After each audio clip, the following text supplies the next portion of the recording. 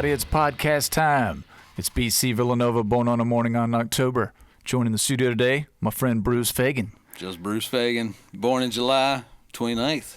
Okay. Not sure what time in the morning. Maybe I think it was in the morning. Yeah. Hey, you doing all right? Yeah, doing good, man. How Sweet. you doing? Doing pretty good. Just got a little Christmas break on. We were talking about some Christmas stuff.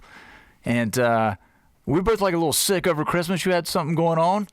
Some stomach flu hit me. I think it hit the whole family, but everybody kind of had like a different variation of it. So it was either like really drastic and violent or like led for like 2 weeks. Just kind of. South Carolina, where we're from, got hit hard this year by flu stuff. I think obviously. it's well, according to TikTok, it's like a national thing. Like it just hit everybody at one time, which is good. I think that's where the way viruses work. They just kind of run through. Everybody gets it. Everybody's sick for a week. Everybody talks about it. Shares virus stories, and then like 2 weeks later, some virus stories, bruh. Yeah. Everybody's like talks about their degree of virus illness and whether it was throwing up or pissing out your ass. Right. It's like good times. But so that. Yeah. I think it was post Christmas Day. Mm-hmm. Kind of had like Heather had it Christmas Eve. Mm-hmm. Your wife. I kind of on Christmas Eve I had to kind of cater the family.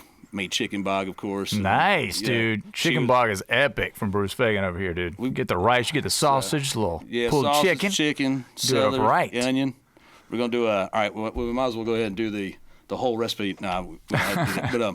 But little salt, pepper, oregano, pepper. Not oregano in the chicken bog. No, not recipe. Chicken broth's big, but anyway. Hosted my mom and stepdad over. Heather was kind of down and out for Christmas Eve, and then it kind of hit me Christmas Day. Mm-hmm. I like hung in there, got up and cooked. I think Christmas Eve night, I kind of had like the fever chills, the body ache, the joints were hurting. But I'm like, all right, what is this? It's either like I've been drinking too much, or the virus is starting to set in. Yeah, it's one of those weird things like no fever, but you got the joint aches, the body aches. So I'm like. But you're sleeping good, you know what I mean? You get those kind of like fever dreams, that fever sleep. It's one of the best sleeps you'll ever get, dude. Nice. You're kind of hurting, man, but you just kind of go into this comatose state. Your body's like trying to heal itself, And then the next day I woke up Christmas morning, kind of had some energy, and I was like, all right, I'm going to start prepping food. So we were hosting that this past Christmas at the house. Had her mom, sisters, and everybody over. So she's up. She's already making all the sides, like the classic sides, know? And I'm kind of ready for like, let's just do a lasagna Christmas, man. Like, let's just throw some shit in the oven so we can relax. But it's like, all right, we're doing mac and cheese, green beans, mashed potatoes. We were talking about doing a turkey or a ham or a couple of chickens, which is always a weird thing. Like, how many chickens you got to – you can get a turkey, you can feed a family like 30. You're going to need like 14 hens to like feed, because everything just breaks down so quickly, Like, well, you only got 4 legs and every kid's getting a chicken leg. You know what I mean? A turkey leg can feed 2 kids. You know what I mean? Every kid's going to have at least 2 chicken legs, So anyway, I was like, all right, we'll do a pot roast. Nice. That's something I can like put in the oven for 2 hours, turn it, add something else, another 2 hours. I'm kind of free and clear, Yeah. So we got all that going.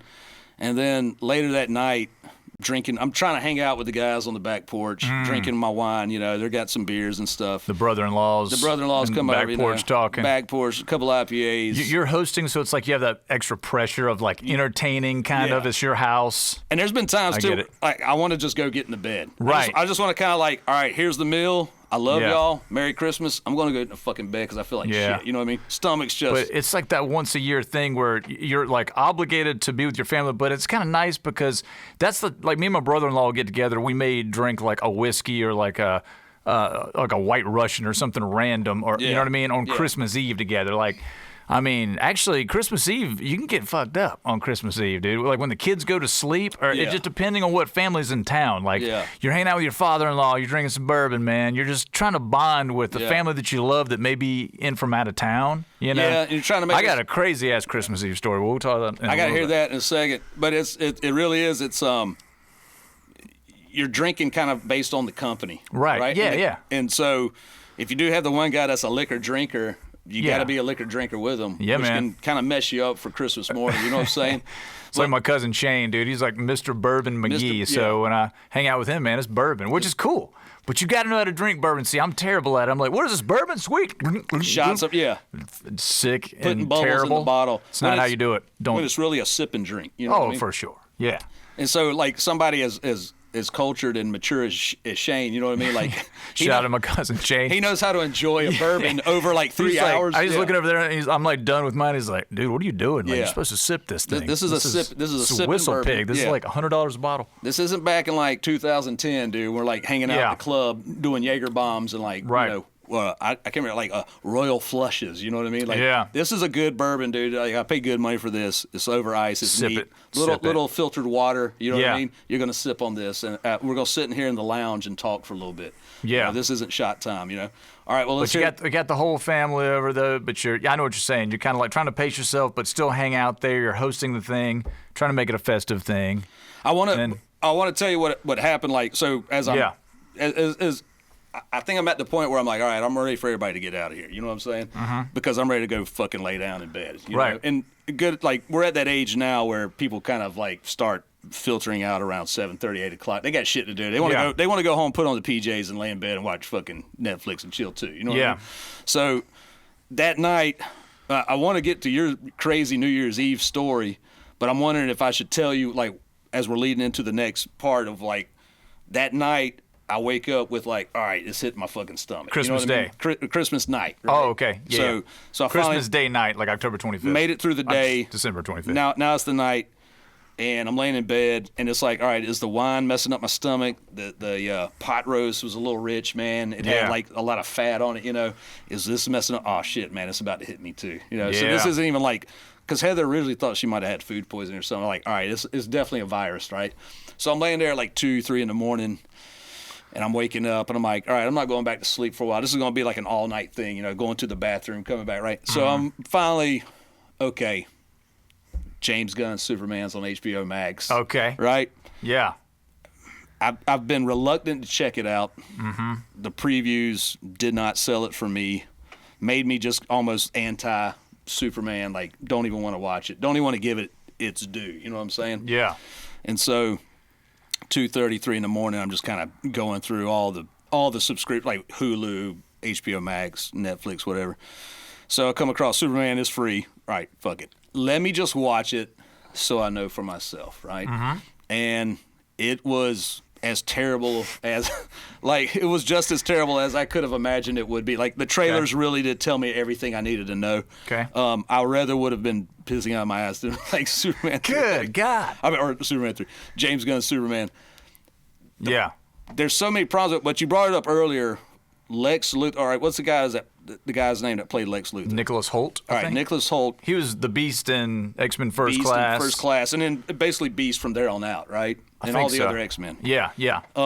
He's a great actor, dude. Like, I think he does a great job in most roles. He's the best looking Lex Luthor so far. The way he acted, just like Superman. Superman was just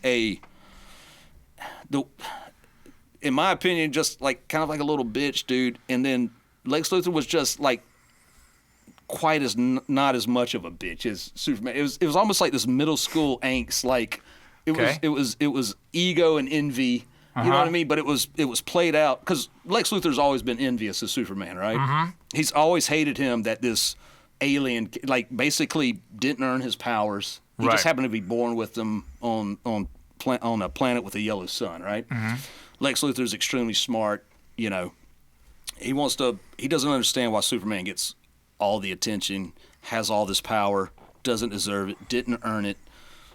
But this Lex Luthor, it's almost like an 8th grade locker room kind of stance that he takes, you know, this real pouty kind of, and Superman's character in this, what's the guy that played Superman Clark Kent in this one? Is it David Cornersweat? Or I think so. I think so. And I mean, I think he's Clark Kent for like all of like 10 minutes in the whole movie. You know what I mean? David Cornersweat. Cornersweat, dude. The lazy eye just kind of throws you off. You know what I mean? Like you talking about the thing that was flying? Dude. They fixed that though. But if you look at his clone, when he's fighting his clone, it's him. Yeah. And he's still got the kind of lazy eye going off to the right the whole time. But the one thing that killed me is like, all right, the movie starts off with Superman hurt, right? Like badly hurt. The worst we've ever seen Superman hurt right off the rip, right? And he calls Krypto to take him home. And Krypto apparently is stronger than Superman. Krypto just playfully jumping on him hurts him. You know what I mean?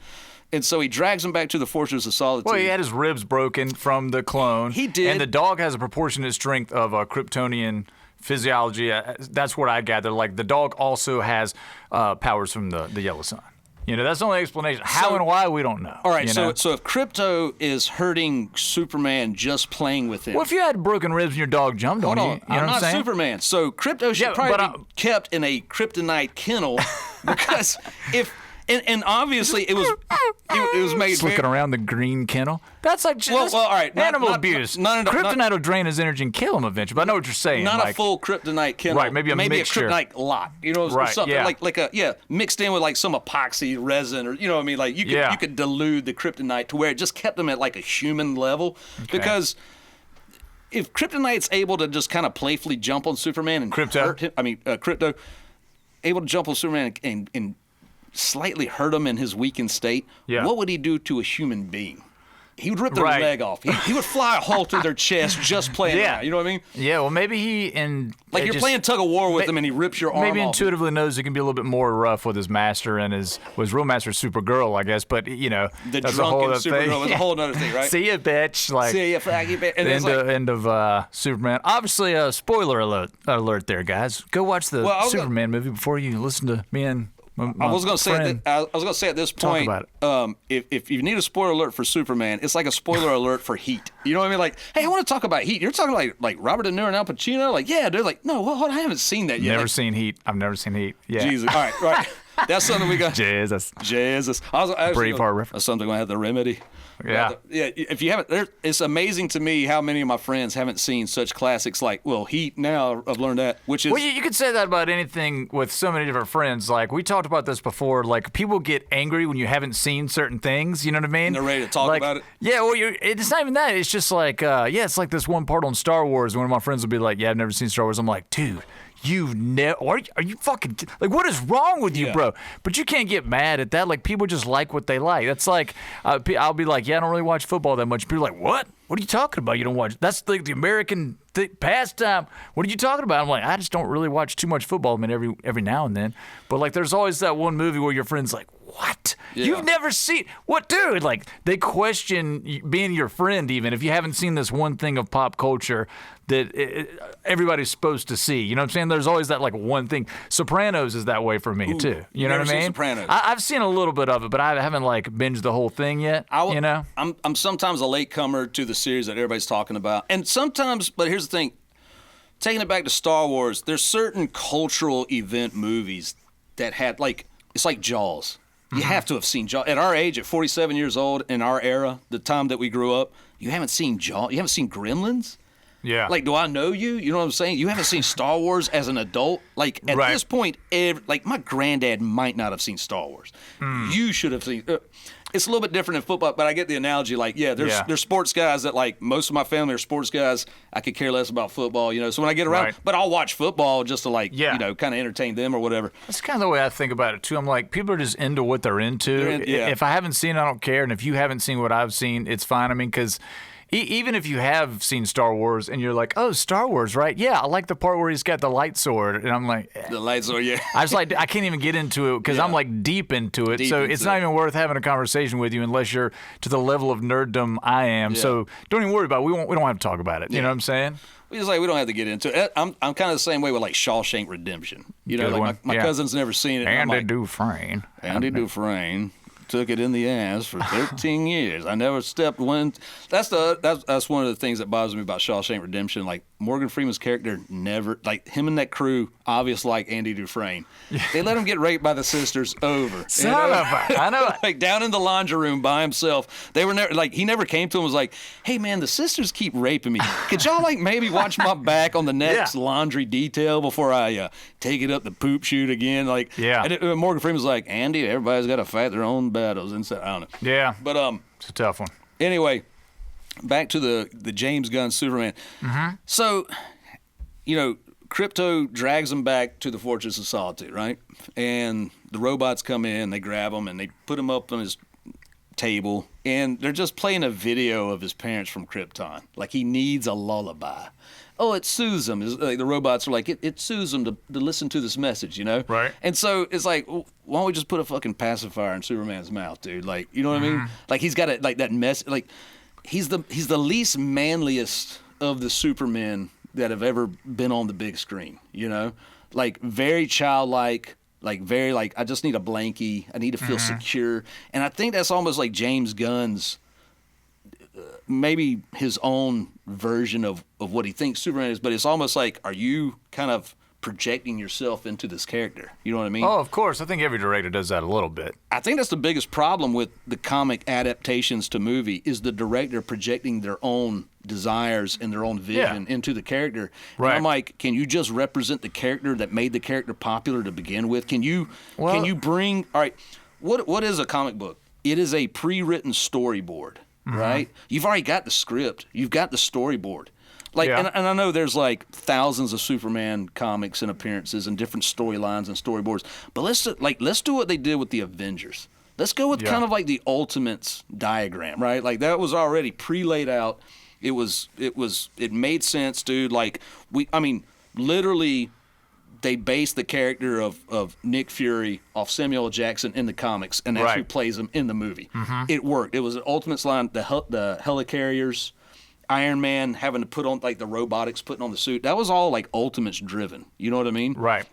And initially they, I guess it was Garth Ennis that wrote that, but they had Brad Pitt drawn as Thor. Thor was going to be Brad Pitt if you casted it just like the Ultimate Comics, which, if you read the Ultimate Comic, that's what it was. Like, literally, Samuel L. Jackson was Nick Fury. Yeah. You know what I mean? I don't know if... You think Brad Pitt was what they based Thor's look off of? For sure. For Ultimates? Oh, yeah. I'm going to go back and look at that. Oh, dude, yeah. Really? Like, Brad Pitt was supposed to be Thor. I mean, of course, if you casted it like the Ultimates, I mean, Brad Pitt's probably like 15 years too old to play Thor. Yeah. I mean, Chris Hemsworth's like our age. I mean, he might be like a little older, but... But when we talk about perfect castings, man, with like the Avengers... Is there a better Captain America than Chris Evans? No. Did pretty good. Is there did a better? Pretty damn good. I mean, did great. Is there a better Tony Stark than Robert Downey Jr.? Negative. Don't think so. Is there a better Thor than Chris Hemsworth? He killed it. He killed it. Is there a better Loki than what's his name? Hiddleston? I don't know. Not sure how to say this, but guy in the chair. Yeah. Who played Loki? It's Tom Hiddleston. Tom Hiddle. Shout out to Greg Vance, Kelly Vance, Dreamscape Productions, kind enough to let us record a podcast up in here tonight. And since we're doing shout-outs, right? Yeah, let's give him a shout shout-out. Let's do it. Hazelwood. What's that? Tom Hiddleston. Tom Hiddleston. Yeah, there we go. great Loki, right. amazing. Great Loki. And good call, Bruce. Shout out to Hazelwood and the Old Mill Brew Pub Shopping Center over there in Lexington, South Carolina. Shout out to Linus, our buddy that brews delicious beers. Yep. This Oktoberfest. One of the great brewmasters of Lexington, South Carolina. Probably in the whole state, man. But this is the Amazing Hazelwood work. Pilsner. What is this? Lizard earrings we got here. This is Oktoberfest, man. This thing is freaking delicious. And if you haven't been to Hazelwood yet, anybody that's listening that you're around Lexington, South Carolina, it's a beautiful spot. You got the pond right there. It's about like a little bit over a mile to like walk around the whole thing. Or if you take an electric scooter, like me and my man Greg did on my birthday, it's a little bit short of a distance, but it's a beautiful thing, man. You got the pond, you got the ducks, and you got the Freeway Music School over there, and Old Mill Brew Pub, and Hazelwood is killing it, man. It's a beautiful place. We went on my birthday. We went to this place, and like my goal was, I was like invited a couple people to my birthday party, and I was like, we're gonna go to Hazelwood. We're gonna go into my studio and jam a bunch of music because I got a music studio in the Freeway Music School that I teach at.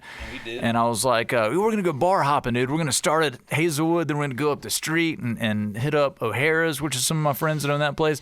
We didn't leave Hazelwood, dude. It's just, I knew that was gonna be a one-hit wonder, dude. But it was fine. It was great, man. Hazelwood is awesome, great people. So support great Hazelwood. atmosphere. Drink responsibly. Hazelwood, we love it. And shout out to Linus. Thank you for being the brewmaster. He's another metal dude like us, big fan of metal. And he just kind of went that one way. His passion is making beer. And I'm glad it is because he's freaking like, amazing. He's full-blood German. So it's in his blood, right? And so comes to the U.S. And, I mean, I remember 10, 15 years ago, the guy was brewing his own beers in his house. I mean, just always had like a new flavor, a new beer, something he was trying out. I mean, just had a passion for it, you know? Yeah. Finally got on with Hazelwood and, I mean, some of the the beers that come out of there are the best I've ever had. Yeah, you dude, know? the Pilsner's freaking Yeah. amazing. That's what IPAs, dude. Yeah. The Neuroscience is a classic. Yeah. What's the Mexican one? The Mexican lager? I've got a Mexican lager. I don't know. I don't have the menu. If I had the menu, dude, I'd love to get them all the shout out. But I've always Neuroscience is always kind of like my go-to. Yeah. I could like start naming other beers, but I'll say something wrong. Like, and Head Trip's a great one. Like Head Trip's a Sierra Nevada one or something. Yeah, yeah. No, but the Neuroscience good. is always a classic. These are delicious, man. They were provided to us from Hazelwood, so check them out when you get a Thanks, chance. Hazelwood. You guys are awesome. There's a plug. Thanks, Linus. Yeah, thanks, Linus. Yeah, and you got to be careful with IPAs. That's something that didn't exist, I feel like, when we were in high school, or at least it wasn't readily available. Like, We had no idea about an IPA in high school, dude. It was Bud Light. It's kind of the similar thing where it's like Kind Bud and Schwagweed. Like, this is Kind Bud. You know what I'm saying? Schwagweed would be like a Coors Light or something like that. Yeah. And when I remember like first time, a couple times I got drunk, we were like, "Where's my dad at? All right, I think he's gone, bro. Let's chug this Coors Light. Like, let's shotgun it like we saw in Teen Wolf. He bit into it and let's like open it and shotgun it, bro." And we'd get kind of hammered and throw up. But this is this like almost a similar thing. You can't drink too many of these. If you sip it, it's kind of like the Maker's Mark thing with my cousin Shane and drinking bourbon at Christmas whole thing.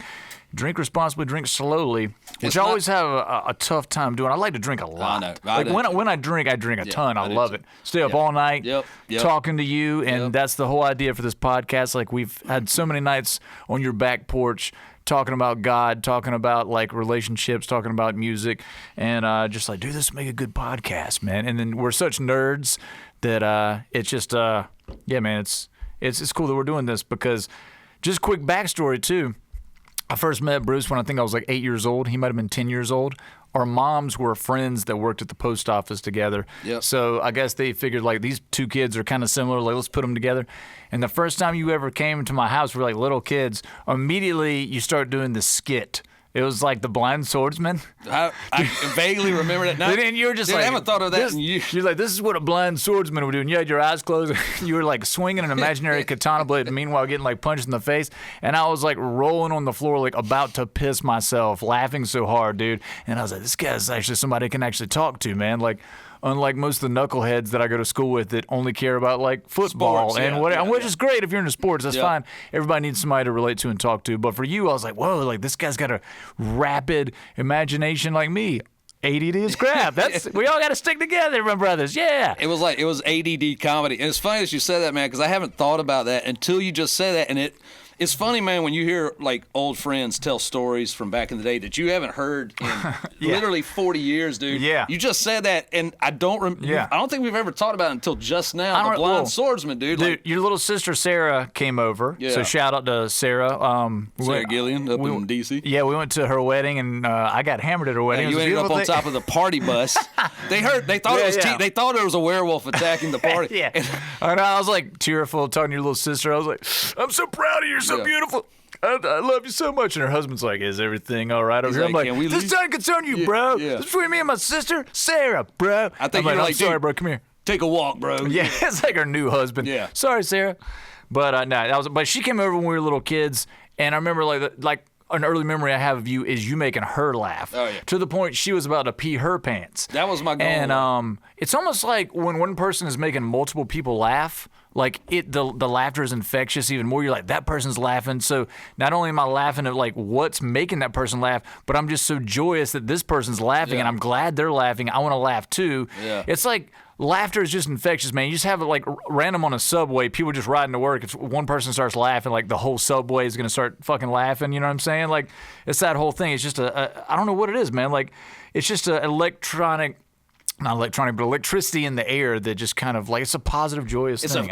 It's a frequency, right? Could be. What you're saying is funny, man. Like, laughter is contagious and almost like a yawn, right? You see somebody yawn, dude, you feel like you got a yawn, you catch My it. mom will call me and yawn on the phone, and I will yawn. Oh yeah. But you almost feel her pre-yawn, like you'll start yawning, and you're like, I didn't even know she was gonna yawn. I'm about to yawn right now, really. Just like if you just think about yawns, like somebody's yawning right now just because we said the word yawn. I know. You know what I mean? Yeah. Why? I don't know, man. It's a weird, but like the communal laughter is like one of the great privileges of society interaction. You know what I mean? It's a healing thing, dude. If you could just keep laughing, you'd probably live a longer, healthier life. That's dude, that. you know? You ever seen that movie Wanderlust? And it's, Oh, I love it. I love that movie. I love it so much. But it's like his sister-in-law and like Jennifer Aniston's talking to her. She's like, "How do you stay?" She's like, She's like, they say if you just keep smiling, you can trick your brain into being happy. You know what I mean?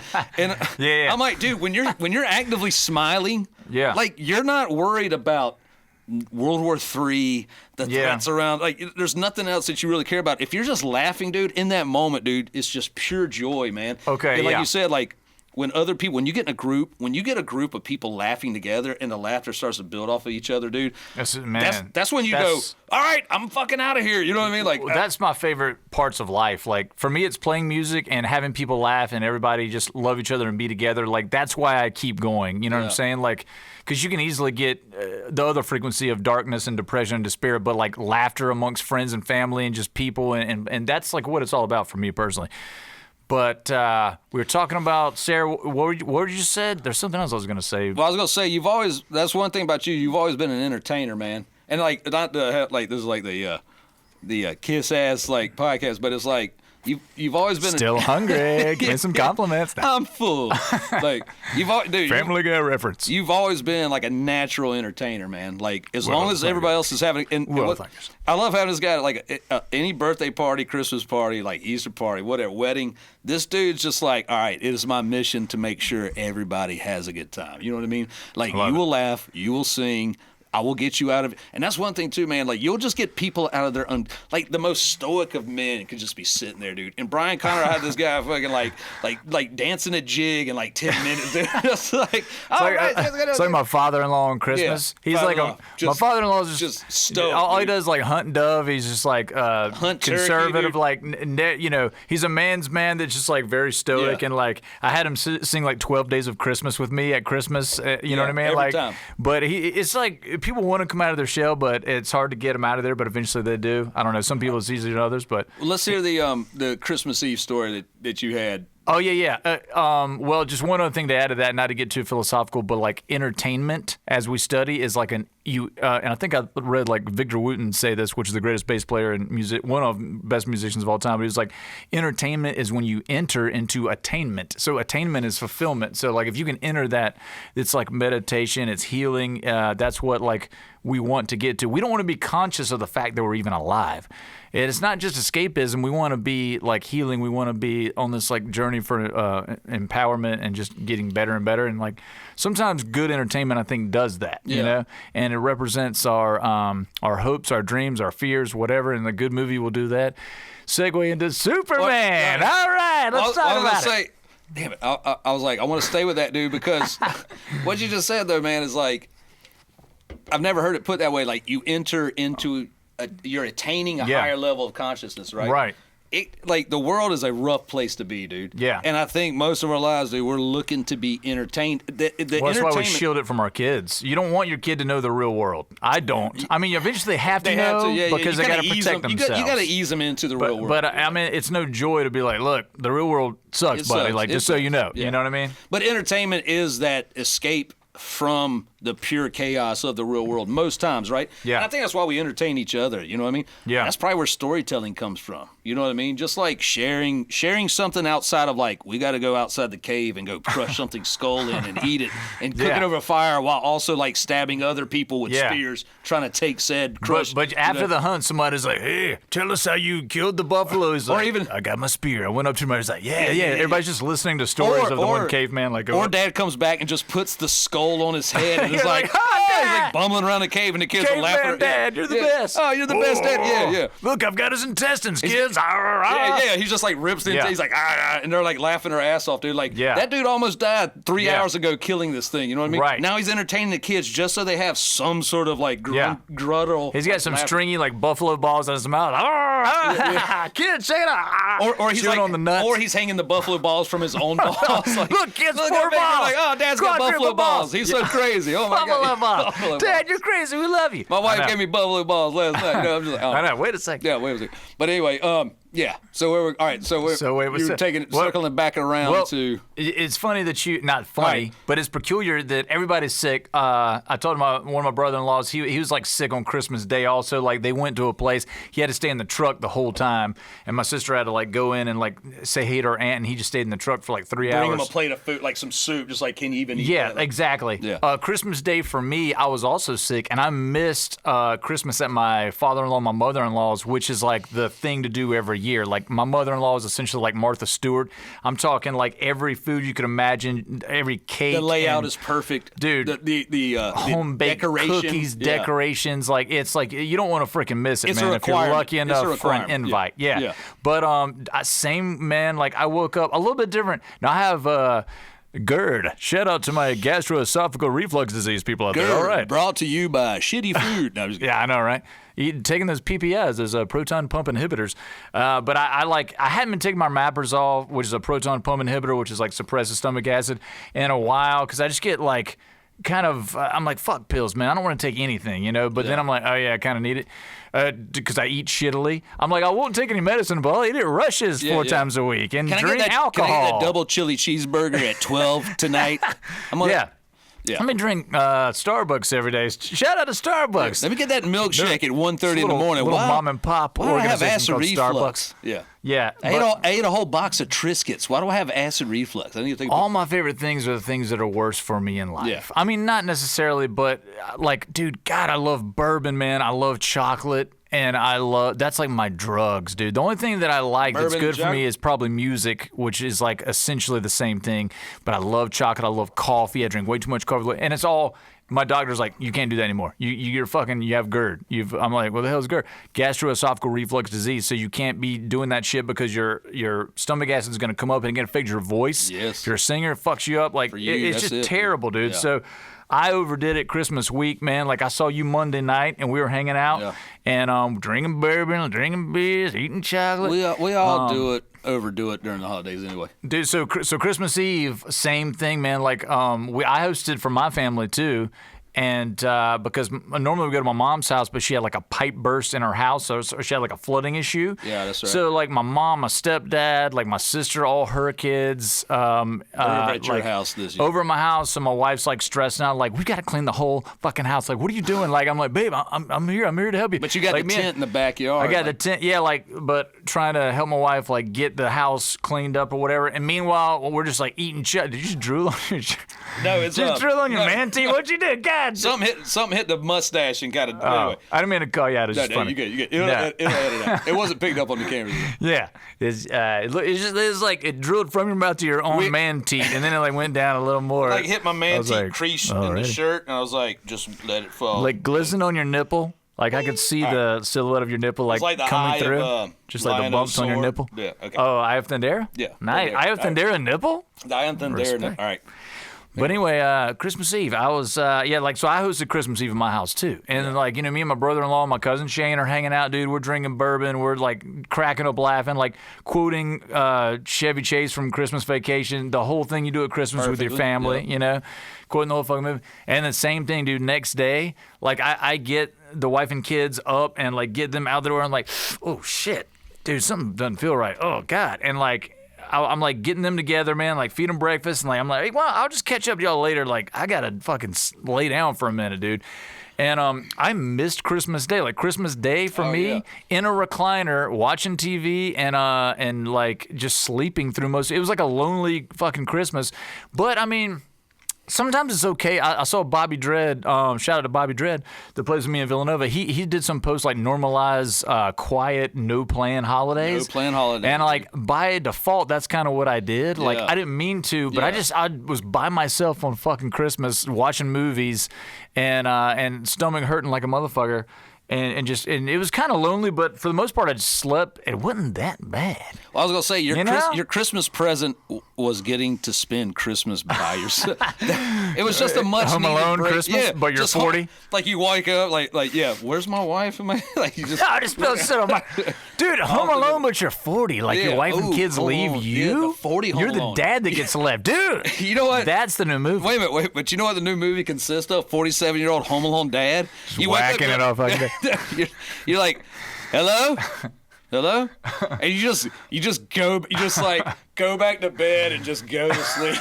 There's not even any of this. Yeah, there's no there's I'm going back to bed. You No, just I'm go, just kidding. and then like some guy's trying to break in your house, you're like, oh, this is gonna be a fucking great day. You just shoot him in the face, dude, Right. and your German Shepherd just I've been waiting to use this 30-06. like, dude, I've been training this for like 30 years. What are we gonna do here? This AR. I'm glad to use this finally. Like, I got an AR and a pistol in every room of the house. Dude. You really do. That AR you got is fucking killer. Yeah, I got a couple. I don't have one, but you let me hold that thing. It's like a. Just hold it. I'm like, don't shoot it. Just Well, hold it's it. Just surreal holding one, man. It's like a toy, but it's heavy. And I was yeah, like, God damn. it's got some weight to it. It's cool, man. Well, as soon as you shoot it, though, man, you recognize, like, the first time you shoot, like, everybody's intimidated by an AR, right? Any type of rifle, and it's not an assault rifle. If I assault you with a club, it's an assault Ex-military club, right here. Marine Corps. Marine Corps. Gun enthusiast. Tell us about the AR. Somebody like me that doesn't know. I'm a gun guy. I wouldn't say I'm a gun enthusiast because I'm still, like, going up to Palmetto State and be like, can you put this sight on here? But the AR-15 is a 5.56 or a 2.23. It's still like a military-style looking weapon. It's what we train with in the Marine Corps. You got your M16A2 when I was in. Now they're doing like the M4s. I think they might even have something different. This next generation of guys coming up in the military. But anyway, the AR is something. It's a rifle. Assault rifle. AR, right? No. What? AR. No. See, all right. That's a big misconception. AR does not stand for assault rifle. It stands for Armor Light. It's the company. Armor. Greg, right or light? Greg, look at what AR stands for, please, real quick for us, man, because it's not assault rifle. That's a big misconception. Yeah, I didn't know. I thought it was. No, it's not.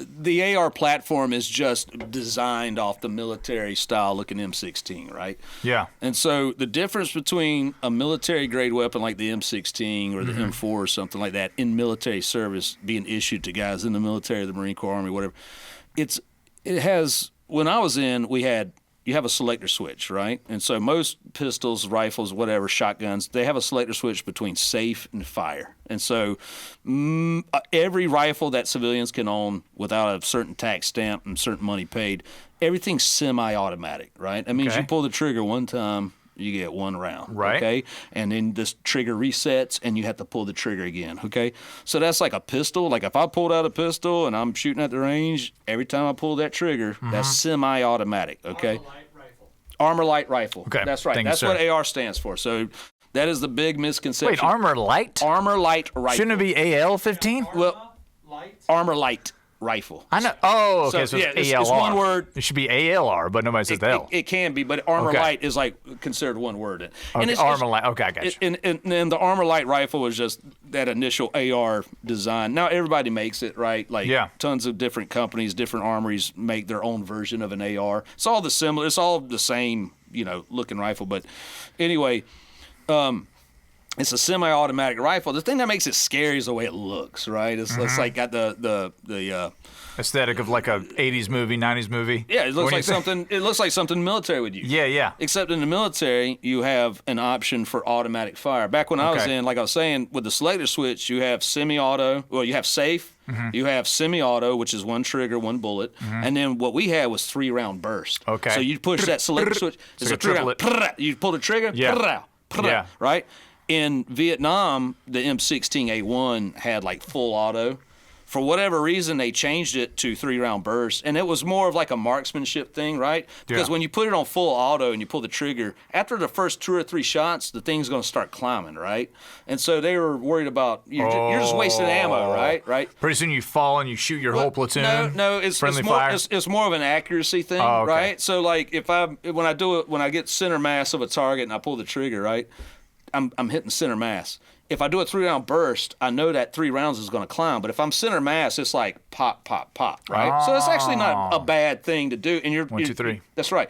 But when you do full auto, pop, pop, pop, pop, pop, right? You're kind of losing control of the rifle, right? Okay. And so that's why but they kind of, if you know how to shoot correctly with an automatic weapon, you know how to do controlled burst.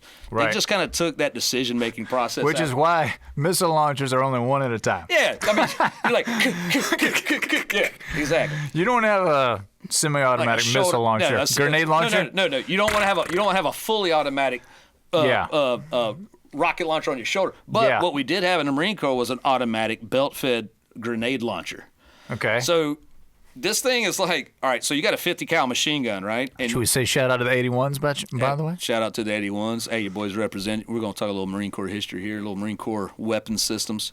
These are all cruise systems, right? So just like a 50 cal machine gun, in most machine guns in the military, you open up like this top tray. It's belt fed, right? You put the belt in, you lock it in, you pull the charging handle back, it racks that first round. And as you're pulling the trigger, it's fully auto, and it's just going through those rounds, and these little links keep the rounds together in that belt-fed system. And so as you're shooting, these little links are popping off, and the shells are exiting to the other side, right? Okay. So you're just ka. But the thing is, you don't want to just lay on the trigger forever because you're going to heat your barrel up, and melt your handguards off, or you're going to cause damage to the barrel. Right. So when you're shooting a fully automatic machine gun, you get your finger on the trigger, ka. And what we would do in the Marine Corps is we had like what we call talking machine guns, right? Yeah. So I'm over here, I'm on my left flank, this guy's on the far right flank, and he's hearing me talk to him with my machine gun. So ka. And as soon as I stop, he's ka. And what we're doing is we're laying down suppressing fire, but we're also allowing our barrels to cool down a little bit, right? Taking turns. All right. So there's an automatic grenade launcher called the Mark 19. And it's a belt-fed grenade launcher. Wow. So every round is like that long, that big a round, dude. Yeah. And I don't know if you remember the movie Predator, right? Arnold's got the M203 grenade launcher on the bottom of his M16. Ah. So in the Marine Corps, when I was in, every squad leader had that exact same rifle. Okay. There's an M16A2 with an M203 grenade launcher on the bottom. And it was like a single action, like a shotgun round, like you would. So we got the M16 on top, and that's what Arnold has in Predator, right? And then on the bottom, he's got the secondary trigger right in front of the magazine well. And he would almost it's like a sleeve, it's like a shotgun tube. And he would like pull it up, and he would put that, like, you'd put one grenade round, and then you close it back down, and then you had a secondary trigger, and you actually had this like little range finder that you would clip up, and you could kind of get your range, because you're lobbing the grenade. It's not shooting out like a bullet, right? Right. It doesn't have the speed and velocity. Parabolic movement. Yeah, it's like a mortar. It's going to pop up and over, right? So you had to kind of lob it onto your target, right? Yeah. But we even had like shotgun rounds for that thing where you could blast doors open at point blank range and stuff, or like shoot some dude in the chest, right? Right. But with the grenade launcher, you get it at like an angle, boop, and it go punk. And that was like one, but it exploded like a regular hand grenade, which is a pretty cool thing attached to your rifle. So you don't even have to throw it. It's going to launch that grenade round a lot further than you could throw it, right? Let me interject for 1 second, because my 7-year-old the other day, he was like, "Daddy, what kills you about a grenade?" And what I said to him was something that you taught me, which I didn't really understand, but like, okay, there's a couple things to grenade, and correct me if I'm wrong. But first of all, you got the concussive force of what's going on inside, which could take your fucking face off or just, rip you apart. But mainly it's the shrapnel, right? Shrapnel. That piece of metal that the grenade is made out of, it just explodes into 1,000 like sharp ass pieces, and that's what like tears your eyes out and goes into your fucking brain. Is that true? That's what ripped the shrapnel. So when you watch the movies, man, and you see a grenade explode and there's a big fireball, you know right there that they don't know what the fuck they're talking about. Okay. Right? There's no fire from a grenade. It looks like the fire from a grenade. When you throw a grenade on the grenade range or in combat, the fire that you get is about the size of like an M80 explosion, right? The fireball's like that big. So if you can contain the shrapnel, you could survive a grenade blast. Is that fair to say? Yeah, I mean, so what if you got like a big like mixing bowl and just put it over it? Yeah, well, you might go fucking deaf. No, but you're gonna blow that bowl like 500 feet in the air, and but what we used to do was like, so when I was in a mortar platoon, right, we would dig a mortar pit out in the desert, right? Wherever we set up our mortar gun system or whatever, we'd dig a pit, and we would dig these grenade sumps. Right. Okay. And so what you do is you're taking your E-tool or whatever you got, and you dig a hole at an angle straight down like 2 or 3 feet. So if you're in a fighting position, right? Let's say we're in Iraq or in the desert or whatever, and we got a mortar pit set up. We would have grenade sumps everywhere. Because what is a sump? A sump is like a I don't know. Gonna be starting something. I gotta be starting something. Grenade something.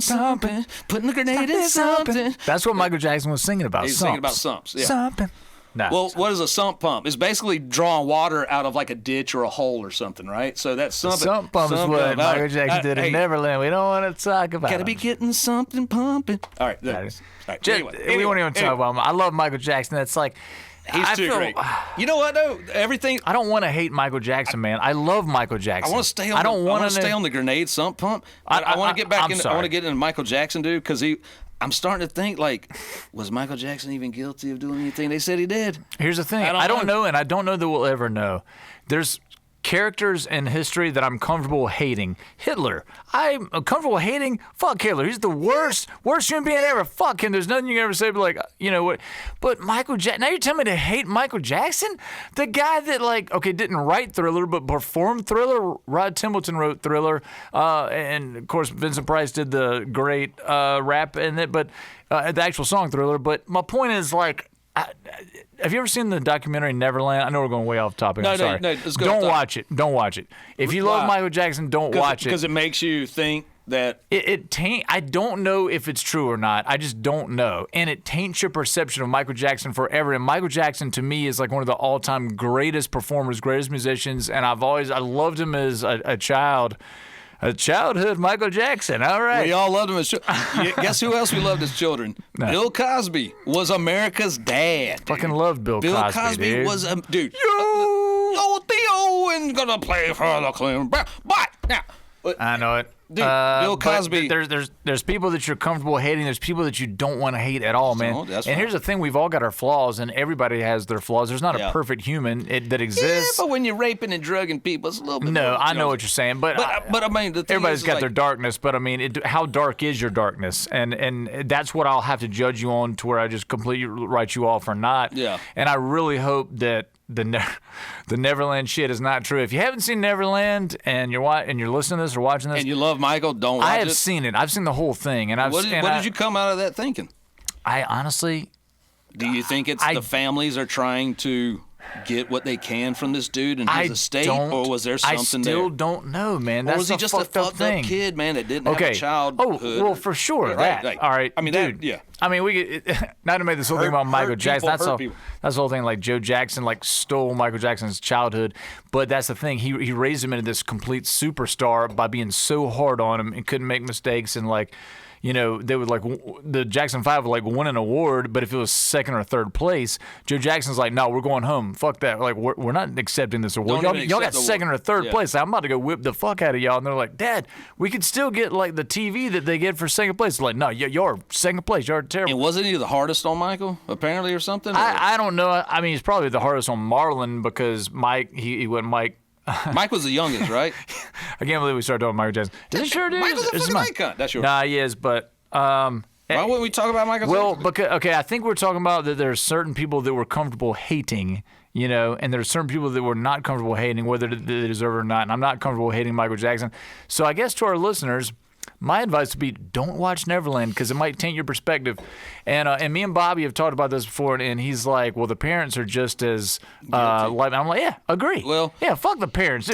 I don't give a shit who you are. You could be Jonathan Davis from Korn. He's my favorite fucking singer of all time. I'm not gonna leave my kids at his house. Irresponsibility of those parents. Like I've told my mom this, dude. I'm like, look, there's Marines I've served with. I would not want to be caught in battle with anybody else but them.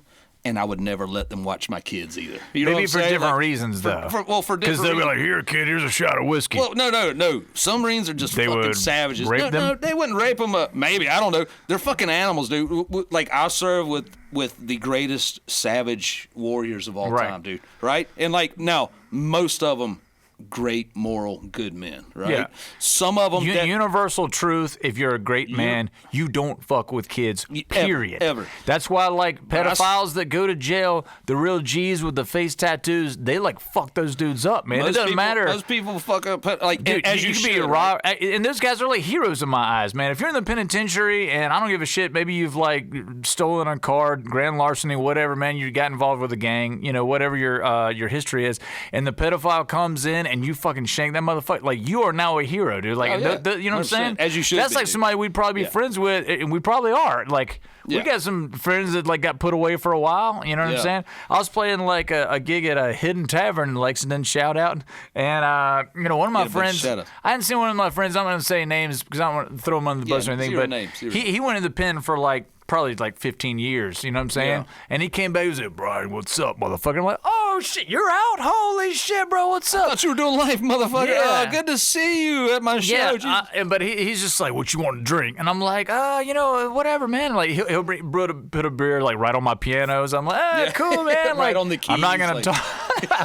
I'm not gonna talk shit. But I'm just like, I'm glad that dude's out. I'm glad he's free. But he is a good guy. He just got caught up in the wrong shit, and that's a whole nother conversation, man. Like.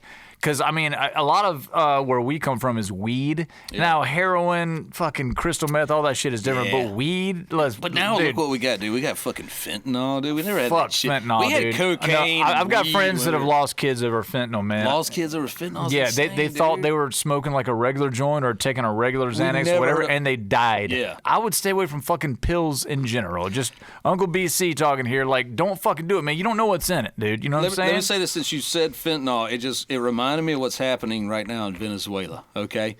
And I'm kind of 50-50 on what's going on with what we just did in Venezuela and what this whole war push we're doing, right?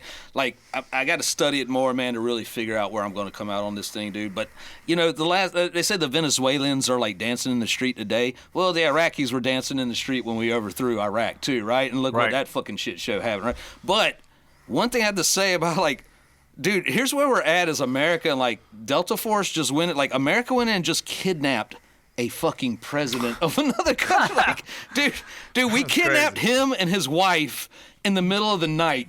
And I'm like, me and Heather were talking about it earlier. I'm like, dude, what is his second in command like response this morning? Is he just like, did he walk in with like the newspaper and some coffee and his slippers and was like, sir, sir, where the fuck did he like? Yeah.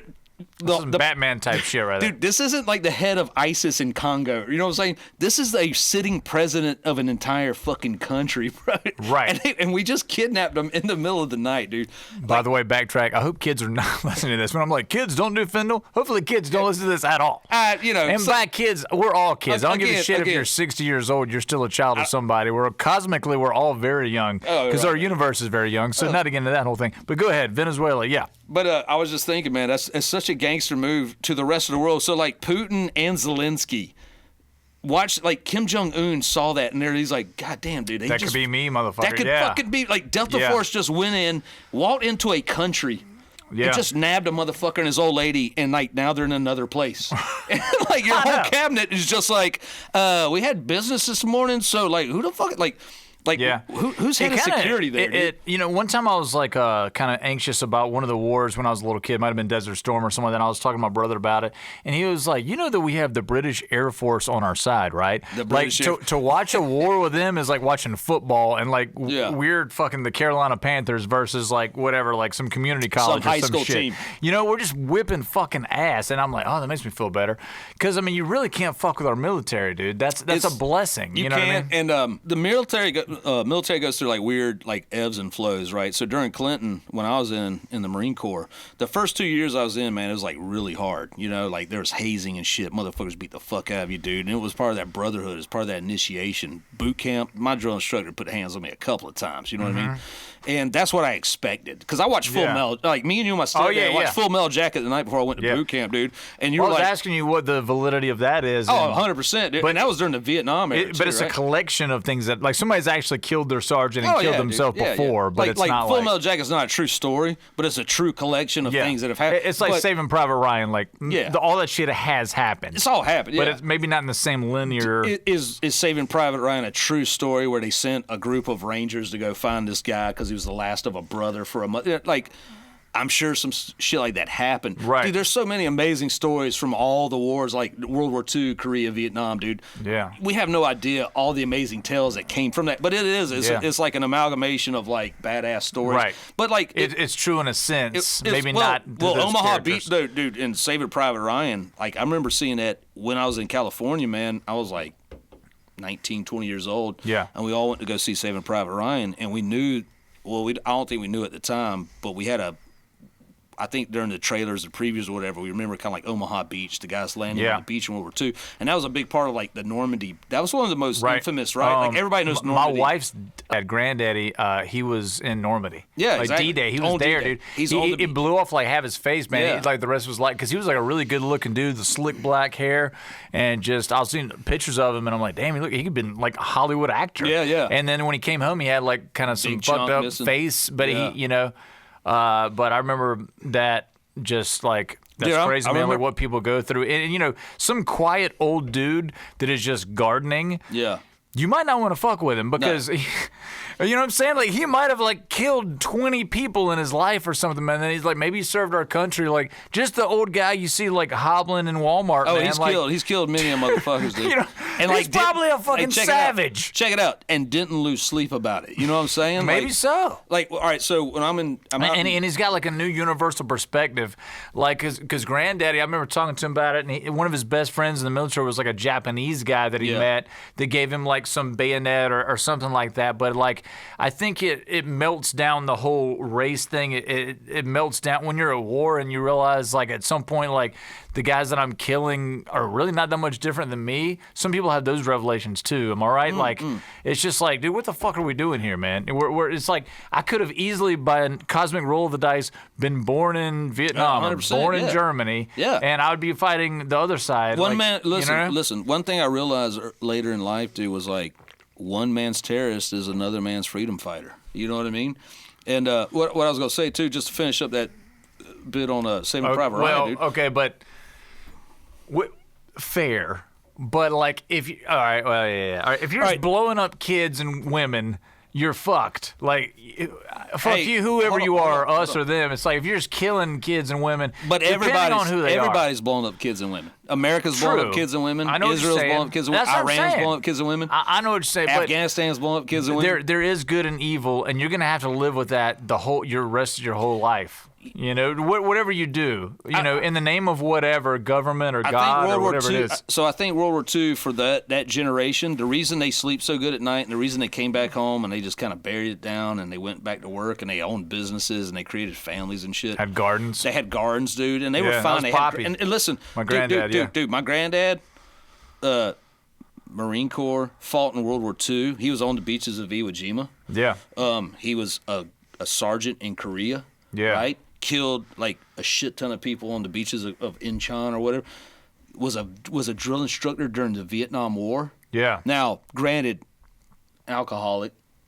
Came home, but listen. I mean, can you blame him? No. I drink alcohol for nothing. Like, nothing. You had a bad session at the studio last week, and you got to go down to 6. You know what I'm saying? Like, this guy watched 13 people get blown up. I have a bad night at New Brooklyn Tavern with Greg. I'm like, fuck this. I'm getting hammered, bro. You're like, dude, my life's over. Fuck this shit. My granddad buried 13 people on the beaches. I mean, can you imagine your conscience after, first of all, killing that initial human being the very first time, dude? You've killed somebody. Now, if you're a psychopath, whatever, you just do it all the time. You don't care.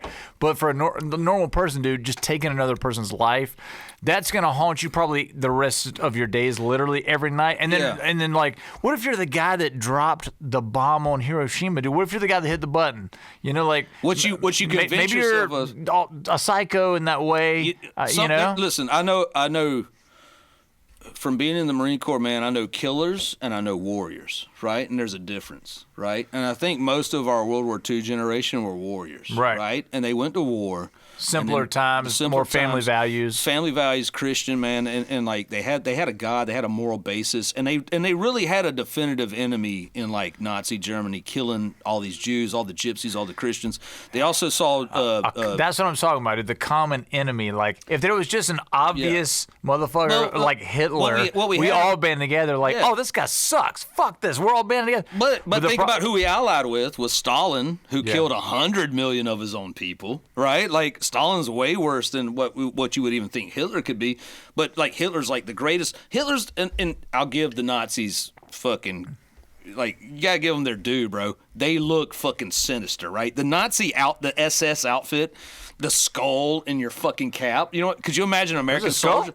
Yeah, with the Nazi SS, man, they had like the death's head, like the skull with crossbones, and yeah, dude, like it was all pirate shit. The black flag. That's right. I mean, dude, like what's weird is like if you look at American soldiers, if American Marines and soldiers had fucking skulls on our country like issued uniforms, you would think you're a little fucked up. But Special Forces guys have the Punisher skull, right? Yeah. SEAL, like, so it's like it's this weird thing of like warrior mythos, dude. Like, what are you fucking getting into here, man? But what's the movie with Bradley Cooper that you gave me the book? American Sniper. I still haven't read the book. I'm sorry, but you gave me the book a long time ago. American Sniper. But I saw the movie. I'm like, yeah. If you've seen the movie, it's pretty. But sure. it's a beautiful thing that he does, and then it's like a horrific ending, and like he was trying to help somebody that killed him in the end, and like it's unfortunately, it was like a Marine that killed. So like Chris same Kyle, thing. Like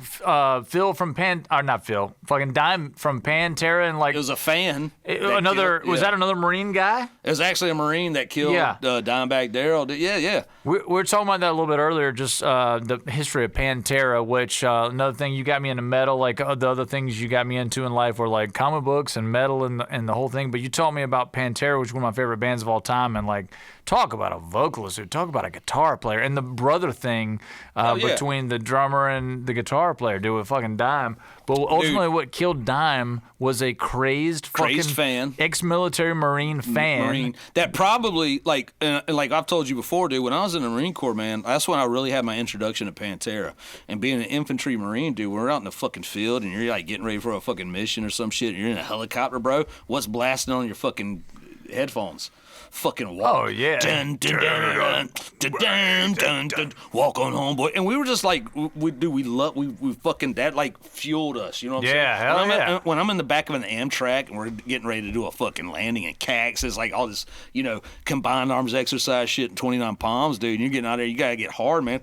You listen to Sepultura, Pantera, fucking 5 minutes alone, bro. You're trying to increase your testosterone. It's like this angry energy, right? That's the biggest compliment anybody could ever pay a musician. Dude, your music made me want to go kill people in war, too. Or you're just like hero because a song you wrote inspired somebody to be a hero. Like, that's the best thing of all fucking time. So somebody actually told me this before. They're like, yeah, man, we used to listen to you all the time when we were overseas. And I'm like, man, that is like, dude, thank you. That gives a lot of value to what I do. But my shit is not like as heavy. It's like, I was listening to Hard to Be Around. Hard to Be Around. But when I was blowing some motherfuckers up. Hard to Be Around is not I'm going to go charge a frontline song. Hard to Be Around is like when I just got got a Dear John letter from a woman who just left me, dude. Right, and I'm laying in the barracks, dude. I'm listening to Hard to Be Around while this chick just fucking cheated on me back in We all feel worthless. We all feel like an asshole sometimes, and we all feel not enough. And that's like a lot to do with the music that I write, man, because I've always felt that way. I've always felt like a fucking loser, like I'm not enough. And music's the one, it's I can get into that universe and just really like, it's like a diary. It's like a beautiful thing where I can just, it's like therapy. It's everything in one where I can just kind of live in that universe and be truthful to myself for once, man. Like, you'll learn more, and not just me. I'm pretty sure this is true for most songwriters. You can learn more from their songs if you really listen to it than like a conversation with them, because like in conversation, I'm still trying to hold up this like societal, like, hey, I'm normal like you, man. Like, don't kill me. It's like almost like DNA evolutionary type shit. But on my songs, they don't fucking lie, man. It's like the deep subconscious shit that you write and just put it out. But the truer you are and like the almost more vulnerable you are, I think people relate to it more because they're like, oh shit, like I feel that way, like, and that's why people like Jonathan Davis from Korn, and I feel like those type of dudes that don't have fear, that just speak it from the heart and save fucking lives, because people are like, oh shit, this guy's just as fucked up as I am. Like, maybe there is hope. So he got through it. Maybe I can get through it too. You know what I'm saying? Like, that's what the whole thing is, man. Like, just getting people to not kill themselves, like getting through that hard time, man. If you can just do that at all, you've won, man. Even if it's like 2 people or 1 person or whatever, that's the beauty of it, like with music, man, because you might not get that, like, the big massive following, but if somebody's like, hey, man, your song really meant a lot to me, and you're just like, holy shit, that's happened, and I'm blessed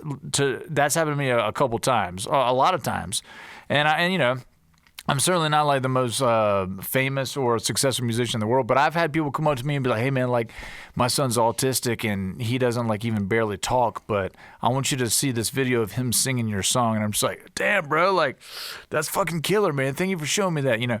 Or just people being like, "Hey, man, my sister passed away this past February, and I want you to know that like your song really got me through that time." And I'll just be like, "Holy shit."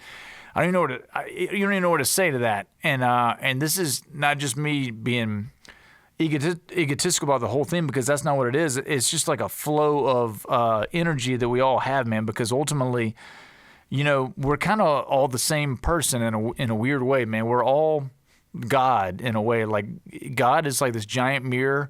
Somebody threw a giant sledgehammer, and these microscopic shards are all our minds. We all go through our different experiences. Some people have good parents, some people don't. Some people go in the military, some people don't.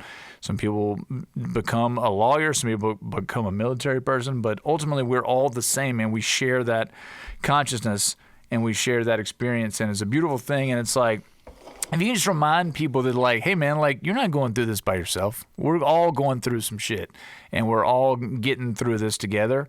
Like, that moment is like, oh, fulfillment, entertainment. I've entered myself into attainment. Like, I've you know, for me, that's like what all this is. Whether it's like a song or like talking to your best friend about grenade launchers on a podcast or, you know, comedy or whatever. That's all it is. So anyway, Superman was great. Yeah. Superman was terrible. All right. No, and what you just said, though, the musician, man, like what you're talking about is like reaching people, like realizing that there's authenticity there. Yeah. So what we're trying to do here, and like what we talk about a lot, man, is like, and what you've kind of, when you said you're most honest is when you're writing your music, right?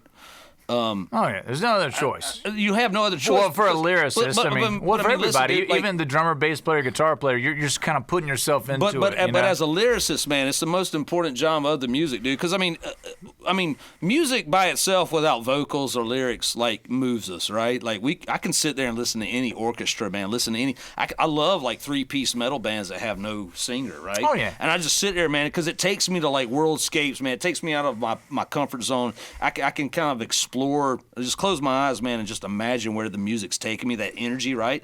But when you're singing that poetry, man, like then it makes me kind of, instead of escaping shit, a lot of times the music makes me confront shit, right? Right. When you're doing the lyrics, right? Because you're singing, and so what it does is like that's a brave thing for the lyricist, man, to come up there and like, that's what I've always thought about you, man. Is like, all right, fucking put down to paper what really means some shit to you, right?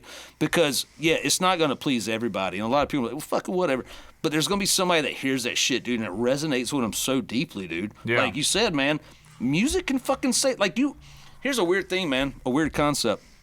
There's no telling how many people have been on the razor's edge at the wrist, dude, and heard a song that night, just drunk, fucking high, whatever, and they just got nothing to live for, and they just put the right fucking tune on at the right time, and they just bring the razor blade back, dude, and just fucking cry it out or something, or call somebody. Yeah. You know what I mean, dude? Right. And like that's why it's important for you. Like your responsibility is to like say the truth the much as you can, and like share your pain with it, so that they know that like they're not alone. That night, dude, we went to that Korn concert up in Charlotte, dude, right? And we went to that bar after the concert, and then we met Head, by the way. Hung out with Head, dude, who was the coolest motherfucker of all time, and Christian, man. Talking about saving lives. Witnessing to motherfuckers out. So me and you were going back to the car, and we're drunk as fuck, dude. And you know, we're spiritual dudes. We're like, you know, we love God, Jesus, whatever. And so we're going back to the car, man. And to be fair, God invented yeast. He invented barley. No, he invented everything. Sin too. So that's another conversation. Yeah. But anyway. So we're walking back to the car, man, and we see this big, like, group of people hanging out by these tour buses behind the fucking place wherever we went. And we're like, let's go check it out, right? And so we go over there, man, and it's this big crew of kids hanging out around Brian Head out there witnessing, to be like sharing the witness of Christ or whatever. So we're just standing there, man, like watching these kids, and everybody's kind of listening to stuff, dude.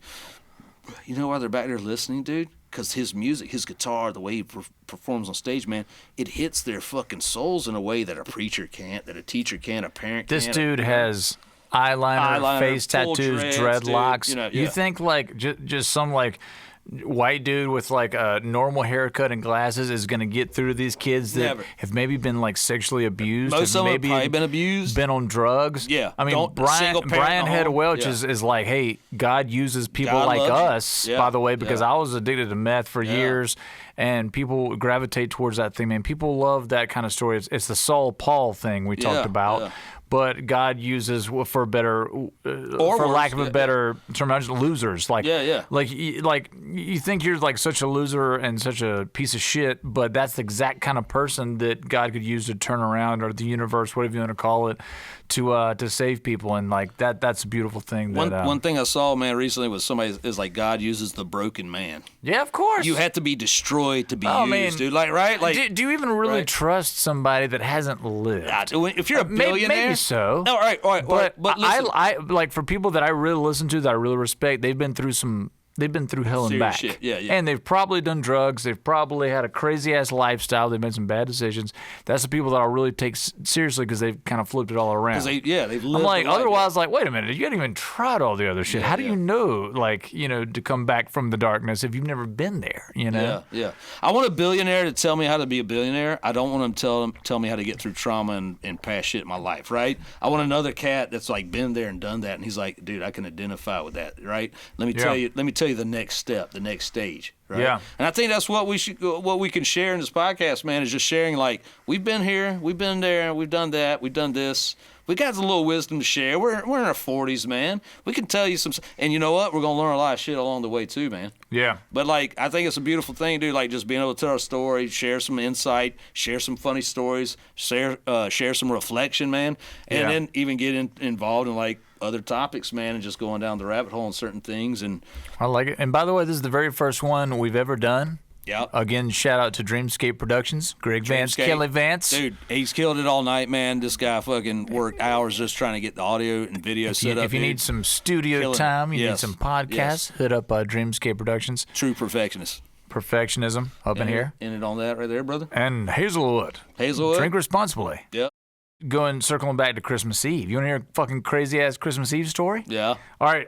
This is a true story, dude. I swear to God. When I was 18 years old, it was Christmas Eve night, and I was with my brother Derek, and we were in Governor's Grant, which is a neighborhood in Lexington, South Carolina.